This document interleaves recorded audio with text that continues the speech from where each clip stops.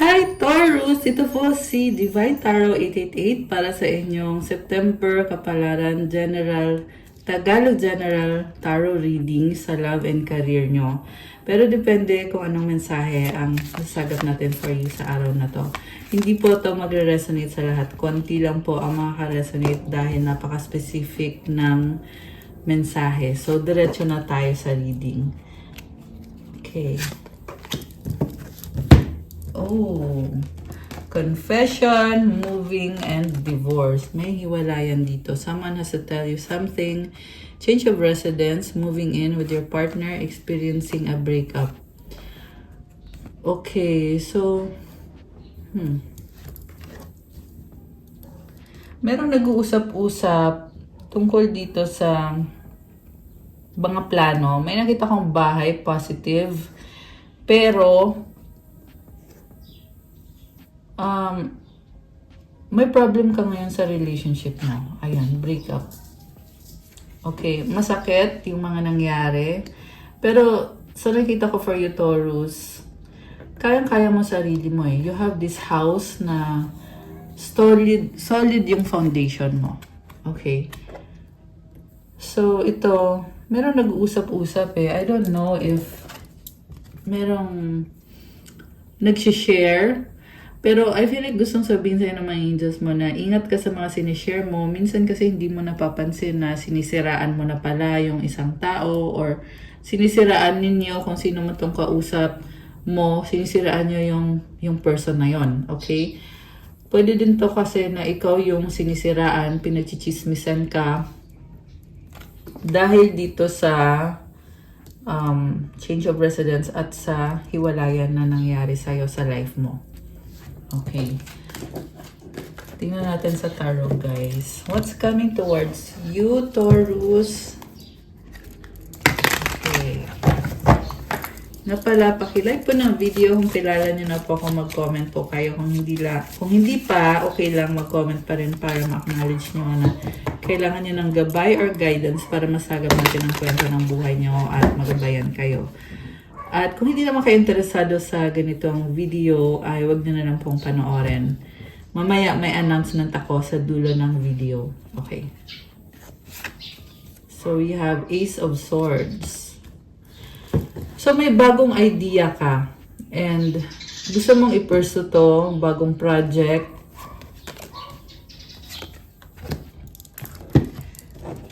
Alright. May success para sa'yo eh. Binabalanse mo ngayon. Pero, nakita ko, lumalakas yung loob mo, Taurus. Two of Pentacles and the Page of Wands. A Page of Rods. Parang hindi ka sure kasi magsisimula ka ulit. May nakita kong travel for you. Inayos mo muna yung current situation mo ngayon para makapagsimula ka ulit. And, sa totoo lang, na-overwhelm ka kasi bagong-bago to para sa'yo. Pero at the same time, nakikita mo yung possibility dito na maging masaya ka at maging long-term success to para sa'yo. So, kailangan mo lang i-ready yung sarili mo, kailangan mong pag-aralan yung sitwasyon. And itong decision na to ay mukhang merong matatamaan or masasaktan. Ayan, guys. Merong masasaktan or maapektuhan sa desisyon na gagawin mo. Nine of Pentacles. Nakikita ko yung confidence mo sa sarili mo. So, keep going. May hiwalayan na nangyayari. Nakikita ko kasi ngayon na nag-detach ka na eh. Nag-detach ka na pero meron pa din person dito na gusto pa rin connect sa'yo, nagpaparamdam pa rin, sinusuyo ka in some way. Or meron din dito yung kadil mo is manipulative person, guys. So, kung manipulative yung taong kadil mo, the reason kung bakit siya manipulative, kasi gusto niya na safe siya. Ganon yung nakikita ko dito. This is someone na introvert, yung taong kadil nyo. Ayan, guys. So, parang sabi niya na, okay, Five of Swords is here. Yun nga, gusto niya kasi yung safe siya. So, nagkaroon kayo ng misunderstanding or disagreement. So, currently, hindi kayo okay at iniisip niya na tama siya, siya yung nasusunod. Pero at the same time, nafe-feel niya dito na parang tagilid. Yan yung naririnig ko eh. Parang talo ako. Parang ganun yung pakiramdam niya. So, baka may kadikang earth sign din. Capricorn, Taurus, Virgo. This can be any sign.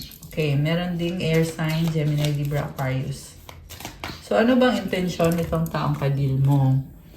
Three of Wands and the Page of Cups. Medyo immature siya, pero may hinihintay siya eh. May gusto siyang i-offer sa'yo na opportunity na maging okay ang lahat at ipagpatuloy niyo kung saan kayo nag-end.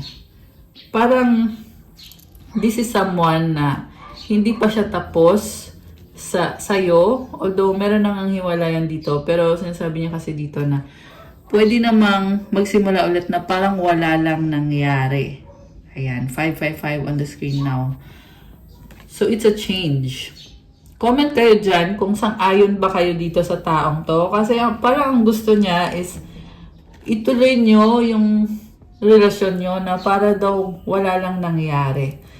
Kasi nasa sa inyo naman yan guys eh. And I feel like magkaiba kayo nitong taong to. Kasi Taurus is a fixed sign. Samantala yung taong nakikita ko dito, this is someone na nag-a-adjust siya. Tinatama niya yung sarili niya. Pero si Taurus naman medyo stubborn eh. Kaya nakikita ko sa'yo na ipaglalaban mo kung ano sa tingin mo ay tama. Kaya kayo medyo nagka-clash kayo nitong taong to. Siguro wag mo na lang patulan. Baka kasi magsagutan. May nakita ko dito. May possibility na, alam mo yung medyo childish na pag-uusap. So, ayan. We have the Justice card sa bottom of the deck. You want fairness, balance, and stability. Samantala, itong person na to naman ay gusto niya na, ayun na nga, sinasabi niya dito na hindi dapat maghiwalay. Hindi dapat magtapos. Pero malungkot siya, 5 of Pentacles. Oh my gosh, this person wants to beg you. Kaya lang may pride din siya, Queen of Rods. Gusto niya magmakaawa sa'yo na sana okay na kayo. Grabe naman to. Pero, strong person to eh. With this Justice energy, baka may kadikang Libra, Fire sign, Aries, Sagittarius. O kahit anong sign naman to. So, sinasabi niya sa'yo, girl or boy, kung ano man ang gender niyo, kasi wala naman pong gender dito, guys. Sinasabi niya sa'yo na ibalik niyo na sa dati kung ano ang meron sa inyo at alam niya na kaya kanyang kumbinsihin at nasasaktan din siya sa mga nangyari. Pero ang tanong, kaya ba niya talaga ikaw kumbinsihin? Kasi magkaiba kayo. At mukhang yan nga yung problem dito na pareho kayo na gusto nyo ang isa't isa pero hindi nagkakasundo. It's a... Ano ba to? Paano ko ba explain sa inyo to? It's a psychological thing. Yung iba sa inyo guys, nagkaroon talaga ng literal na divorce. Yung mga nasa abroad. Sa Pinas wala pang divorce. Hindi pa siya na-implement. Okay? Pero sa ibang bansa, ayan, may nakita kasi akong legalities involved dito. Alright. 5 of Cups. Okay. Merong lungkot dito. Matamlay. Okay? Tingnan natin ha. Bakit malungkot?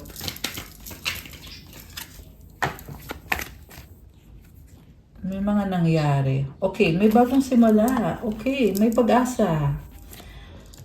Huwag mawala ng pag-asa. That's what I'm hearing. Oh my gosh, Taurus. Wheel of Fortune. Oh, wow. Judgment card. Positive change. Oh my gosh. 7 of Pentacles. Wow naman. The Star is here also. So, ano mo sinasabi dito? Itong bagay na kinakalungkot mo. Magdadala na, may change na mangyayari with this Wheel of Fortune and the Ace of Cups. So, kailangan kumapit ka at sinasabi dito, I feel like you're being called to pray and to meditate, contemplate on God's Word. Kasi, nagdadala ng blessing to para sa'yo. Okay, tingnan mo, merong wings ng angel, itong ibon. overflowing yung blessings, abundance, prosperity. So, Judgment. Ayan, Wheel of Fortune and the Judgment. This is a big thing, guys. Oh, wow. Favorable decision para sa'yo, Taurus. Kasi nakikita ko nagsisikap ka with the Seven of Pentacles. You are very hardworking. So, sinasabi sa'yo ni God na pagpatuloy mo yung trabaho na ginagawa mo, huwag kang sumuko. And I feel drawn to this cards na aalamin natin. Ano ba ang mga mensahe ni God for you? Kasi nakikita ko sa'yo na you are doing everything. Lahat ginagawa mo. 144 on the screen now. Oh my gosh. You are a chosen one. Sabi ko na yan yung gusto kong sabihin talaga dito na nasa-sense ko na you are a chosen one. You are a child of God. Kaya maraming pagsubok kasi gusto ni God na subukin yung faith mo sa Kanya, yung hope na nasa puso mo. Dapat you are full of hope. And yung faith mo ay ibigay mo kay God. Okay? Healing energy, sacral chakra. 999. Okay. So, this is a very lucky number and it's a number of releasing. Kasi, also new moon ngayon as of the recording of this video. Bukas actually new one. Pero yung energy is andito. It's time to release a situation para makapasok yung bagong situation. And you are being very creative with the sacral chakra. You are very authentic. Oh, 1144. Oh my gosh. Ayan guys, lumabas ulit. You are a chosen one. Ayan, Taurus. Kung sino tong Taurus na to na nasagap natin. Maraming pagsubok pero always have faith in God. Laging may bagong simula. Laging may blessing si God para sa'yo. Ayan, oh, Ace of Cups. So, ito, matatabunan yung lungkot na yan with these blessings na binibigay ni God. Soulmate. Okay. May na-attract kang soulmate. Wealth! Divine timing. Ayan, guys. May paparating na blessing sa kaperahan nyo sa tamang panahon. Divine timing. Bunga yan ng pagsisikap at tiyaga mo. Sipag at tiyaga. Eat, pray, love. 11-11. Sinasabi dito, enjoy your life. There is good positive energy. Ayan. 11-11 is also showing you na there is stability, there is balance. And itong eat, pray, love, it's like, sabi nga kanina, healing energy. It's like being mindful sa mga ginagawa mo. And nakikita ko sa'yo, you are doing so well. Grabe. Crown chakra is opening. So, yung crown chakra, guys, yan yung connection mo. I mean, yan yung chakra mo which connects you to God, connects you to the divine, connects you to the universe para ma-manifest mo itong wealth, itong soulmate, itong eat, pray, love, healing energy at mga blessings na gusto mong mangyari sa buhay mo ngayon. And you have Archangel Michael sa bottom of the deck. Okay, grabe, napakaganda. So, kung sino tong Taurus na nagre-resonate dito, please do comment. Comment mo na reading mo to. We have 1, 2, 3. Vision your path will not look identical to anyone else's. This is what makes you unique. Remember that as you stay the path that feels connected, the path will continue to lead you to alignment. Let your vision be as different as you are. So, wala kang katulad. Ibang-iba ka. Magpatuloy ka lang sa landas mo kasi habang nagpapatuloy ka sa landas mo, nagkakaroon ka din ng alignment. Malakas ang intuition mo ngayon, kaya vision to. And also 1, 2, 3, it means you're taking it slowly, one step at a time, pero step by step. Yan yung nakikita ko sa'yo eh. Step by step ka. And that is so nice. Yeah, really nice. So, to claim this beautiful energy, i-comment nyo yung affirmation dito. Comment, my path is mine and mine alone. When I follow my path, alignment comes naturally. Ayan, i-comment nyo dyan, guys. So, comment, I follow my path is mine alone. Claim 1, 2, 3, claim vision. May mga angels ka na kasama mo tumutulong sa'yo. One more. 777 alignment. Your progress is recognized and alignment is here. It is within your reach. The whispers reminding you to stay the course and feel source working through you. Your gifts are being recognized. Ayan guys. May progress ka na.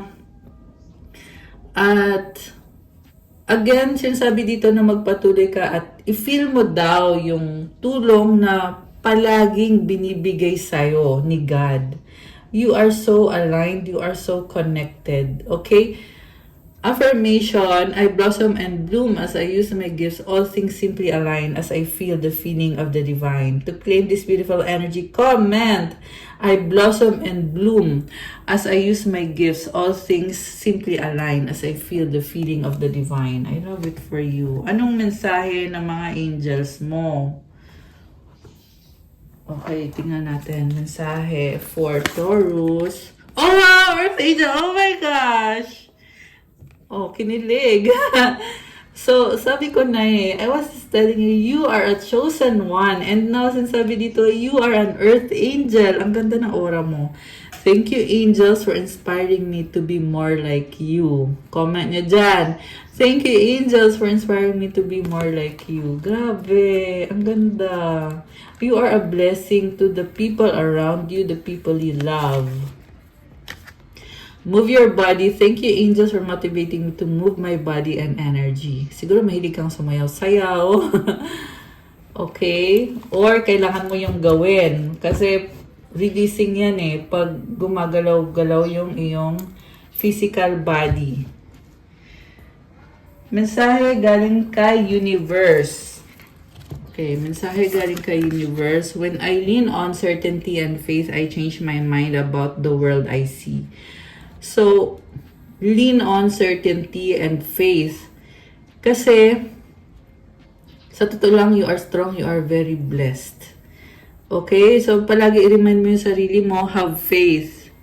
And lean on God. Para mabigyan ka ng hope, mabigyan ka ng pag-asa. One more.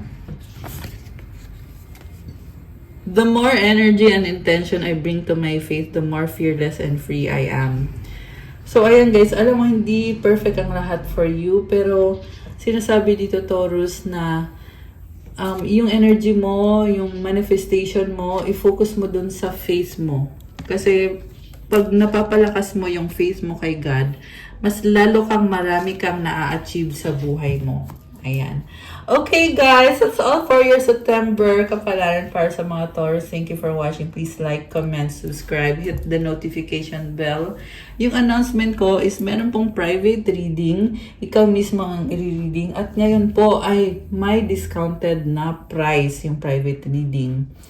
So, ibig sabihin binabaan ko po yung price ng private reading, which is hindi ko yun ginagawa kasi mababa na nga yung price. Tapos, ito binabaan ko pa. So, paano maa-avail yan? I-message nyo ko sa Viber or sa WhatsApp saang number i-message. Nakalagay po sa description box. I-check nyo po dyan for the private reading. Thank you, Taurus! I love you guys. God bless. Stay safe. See you again soon. Bye!